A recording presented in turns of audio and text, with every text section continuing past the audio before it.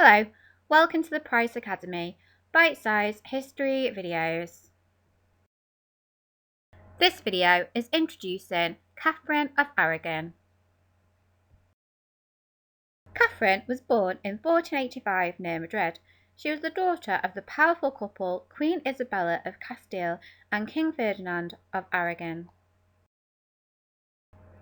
By the time she celebrated her 5th birthday, Catherine was already betrothed to an English prince, Arthur, who was first in line to the English throne.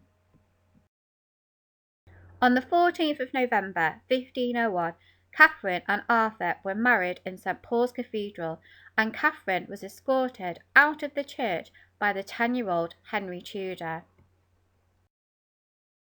The newlyweds were sent to Ludlow Castle, but tragedy struck on April 2nd, 1502, when Arthur died.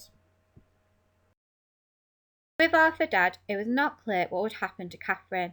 Overnight, she had been downgraded from next English queen to spare Spanish princess. For the rest of Henry VII's reign, she lived in England in relative poverty until he died on the 21st of April, 1509.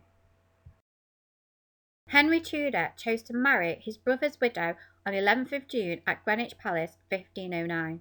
This was to continue the Spanish alliance and to hang on to her dowry, but he also loved her too.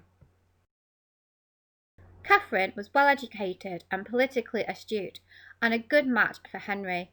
She was 6 years Henry's senior and considered very beautiful. On the 1st of January 1511, Henry and Catherine had a son called Henry.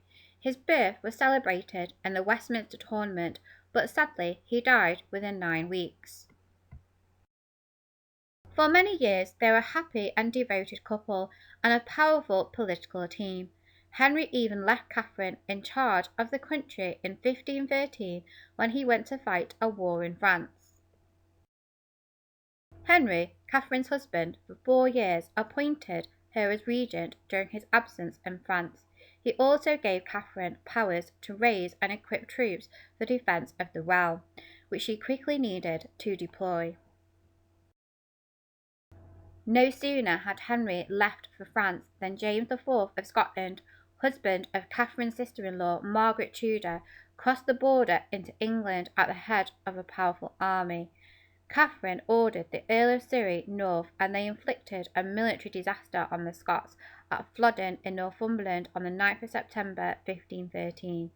By the end of that famous battle, King James IV lay dead on the field and Catherine was victorious. Henry and Catherine had at least 5 children together.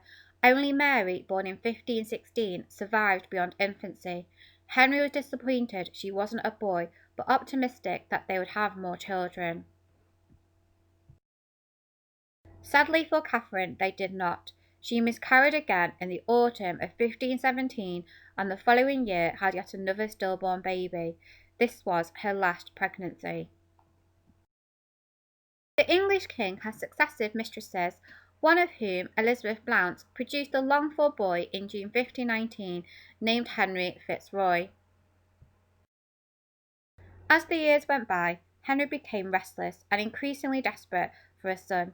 He sought a legitimate male heir and was mindful of the Bible's warning from Leviticus.